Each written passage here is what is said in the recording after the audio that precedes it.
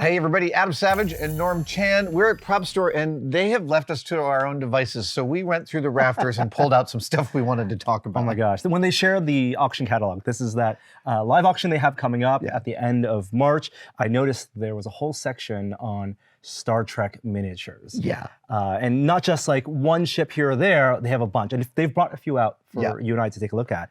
I want to start with this because it's like just your generic alien ship. It's not your Federation ship. There's no warp nacelles, nothing of the classic Star Trek design. And there's nothing that even calls or harkens to that Star Trek design. It's actually, in many ways, more of a Star Wars kind of design aesthetic with the amount of busyness and topography going on. It needs to look alien, right? If you're watching Star Trek Next Generation and you're so familiar with the Jeffries nacelles and everything, you're like, they encounter aliens, it has to look uncanny. So it's actually more representative, I think, of the model making of the time then, right? That's the shared language. Right, and so this is a series of probable vacuum forms and castings and then model kit bashing for the little tiny details. You can see them all over the place here. Little hatches on all the doors here and stuff like that. Also, the lighting in this is in excellent shape. All the fiber optics sticking out of the side, the flashing light, and even the red of the engines. I think that's engines. Mm-hmm. Yep, it's so bright. It's much brighter than I thought it would be. These warm white lights. And this was used in multiple shows across multiple, this was used in multiple episodes across multiple shows. That's what makes this unique. It's labeled as a Husnock ship. I think it's first appearance. Yeah. But in the catalog, and according to, you can look up Memory Alpha, this was in 20 different episodes. Wow. From Next Generation all the way to Voyager. So plausibly with different chunks and small things, different in paint. This light purple we can see in some places like here and here and here is specular, which you noticed earlier. And that would actually make some very interesting sort of dichroic light kicks on sharp angles with as this was going past the camera. It's a sharp angle. We're low because our light is, this would be a nearby star, right? And the best view is going to be, from my perspective, the star behind it grazing that surface, that sharp angle right here. Now, there's something, because we're about to move on to these other two ships, I really, there's an aspect to the busyness of this that I find bothersome. Within the Star Trek universe, in Star Wars, busyness is sort of part of the lingua franca of the ships. They've been rebuilt and refined over their years. And Star Trek ships are less so. Plus, this one is lacking in a little bit of scale. Like, I'm not sure if a pilot is an inch tall here or like an eighth of an inch tall. Yeah, it's the windows or like how big is that hatch? Exactly. Right? There's no big window. Yeah, I can't really tell. So maybe that's what makes it versatile. And I love the fact that it was used in so many different episodes. It provides so many different narratives. And as we slide over here to some objects of, I think, an incredibly high refinement. So both of these ships, as listed in the catalog, were made by Greg Jein. And Greg Jein, famous model maker, he passed away a few years ago, worked on a whole bunch of amazing franchises that are some of your favorites. I know him as, specifically, his hard-edged model making is always a lesson for me every time I get to see it up close. I want to just point out how little actual detail there is on the whole front part of this ship, and yet the tiny little 24 or so little bits of detail add tremendous amounts of scale. This feels gigantic. And the varying width, that's your scale marker right there. Those two parallel lines, how far those are apart, that tells you the scale. I'm gonna lift this up because it is, there's a massive fin underneath. That is gorgeous. Yeah. Everything you're doing with the flashlight, I'm loving, Adam. Yeah, I'm giving you the lighting conditions you want. Yeah. I mean, one of the tricks when you're detailing and kit bashing, one of the difficulties is not to go too far. And one of the things I have been able to see a bunch of Greg's models up close, and that guy always knew precisely where to go to build the scale and the drama of a ship. Just amazing. Also, the paint job of this is like 6 different colors. Well, I love the I guess they're not decals, but they are. No, those look like actual masked stencils. Yeah. They're alien in a way that also tells me that they're probably designed by Mike Akuda and that design team. I love the solar panel kind of look of these top and bottom, what do you call the dorsal? The dorsal fin. And let's take a look at this Vulcan ship. Clearly Vulcan in its design to me. Yep. Both in the color scheme and in this general shape. And is that just individually cut pieces of small styrene? It's very likely just individually cut pieces of small styrene, creating a really almost Egyptian kind of like a real pattern. Yeah, it flows with the shape. I mean, and this is where Greg, oh my gosh. Like, you could just do something like this and paint it orange. But this is a whole nother kind of idea about construction, all that patterning going on. Well, it was an era in that, from early to mid to late 90s where they were slowly transitioning to the CG ships. And those first CG ships would not have this much detail. You're absolutely right. So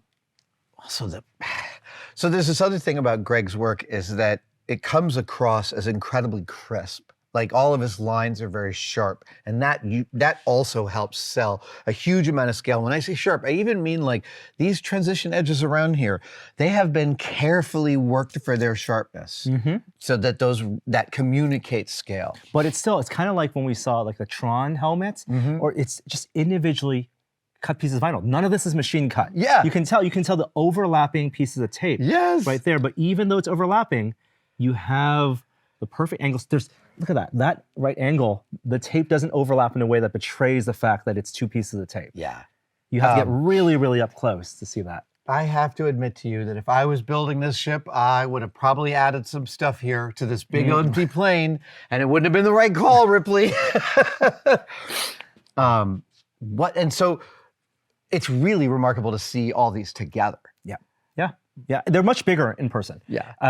Looking up in pages of the catalog and seeing some photos online of the miniatures. I think that size. Yeah. Right. Like, how much time would Greg have had to make something like this? Oh, that's a really great question. That is hard to say.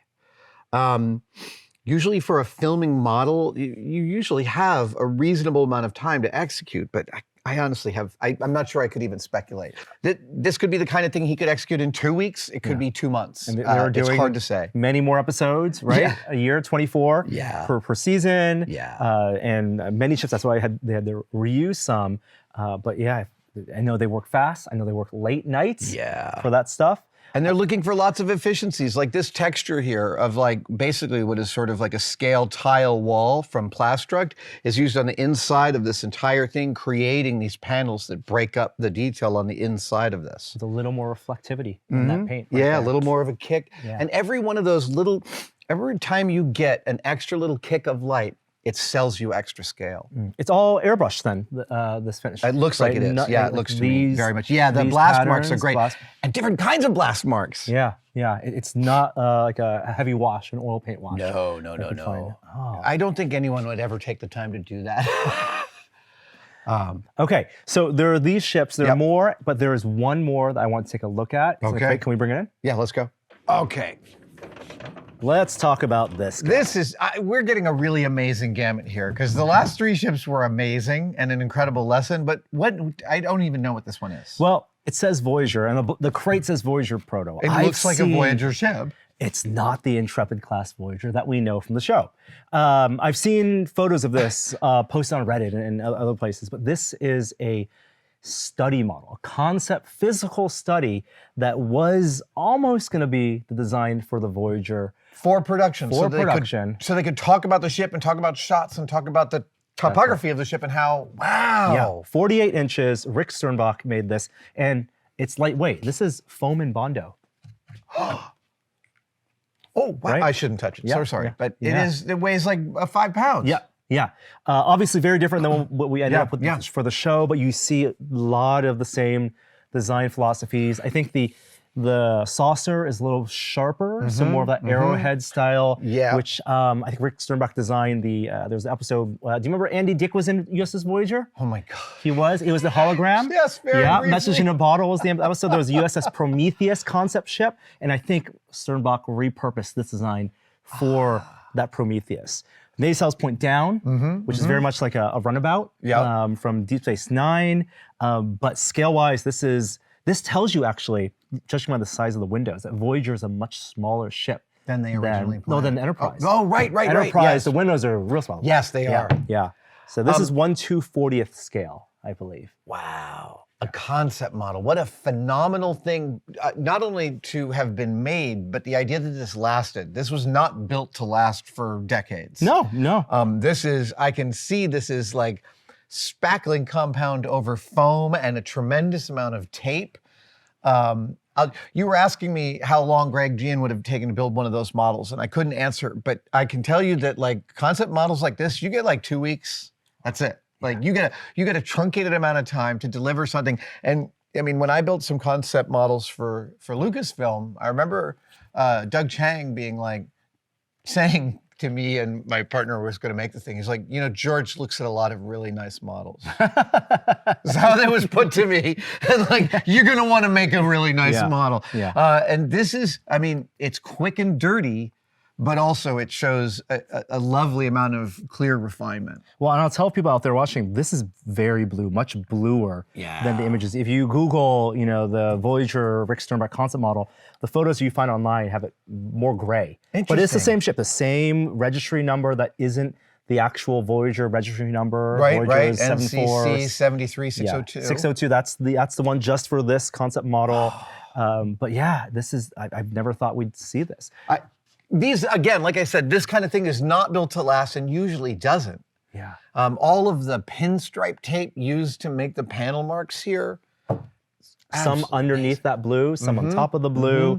The extra busyness. So them experimenting, TNG, DS9 had a little bit more of that busyness, but it did. Enterprise didn't, and Voyager, like, not all that made it into the final thing. Well, you're also going to end up seeing more of that busyness when the scale is smaller. Yeah. Right? You're not looking at these versions of the ship in which it's like you're filming the office building that stuff is happening inside of. It's like you're filming the cabin. Well, you can see with that. I mean, I think the deflector dish. Yes. That ended up being retained as that iconic. Voyager doesn't have the oval. It's kind of more semicircle deflector dish. It's funny, we're kind of going full circle. This is the last video we're shooting here today. One of the first ones was with the ZF-1. Yeah. And it wasn't in the ZF-1 you saw, but ZF-1 has Voyager parts. That's right. Voyager parts are part of the top little viewer, and they're also visible on the front, on the under. Yes. Yeah. So I love that we're ending with some Star Trek ships today. It comes full circle from Voyager all the way back around to the Fifth Element. Oh, just another fun day at Propstore. I really love the illustration in these 4 ships we've looked at of the high and the low and the medium of spaceship construction and what you can do. This is absolutely amazing to see. Well, thanks for indulging me on this, Adam. Dude, what a thing. And more details about their auction, of course, in the description. It's coming up in March. In late March. All right. Yeah. Thanks, everyone, for joining us. We'll see you next time. Time to go back home. Thank you, sir. Thank you guys so much for watching. I'm going to tell you about some brand new merch we have. One of my favorite things we've ever produced are our demerit badges, which are scout badges for messing things up, as we all do.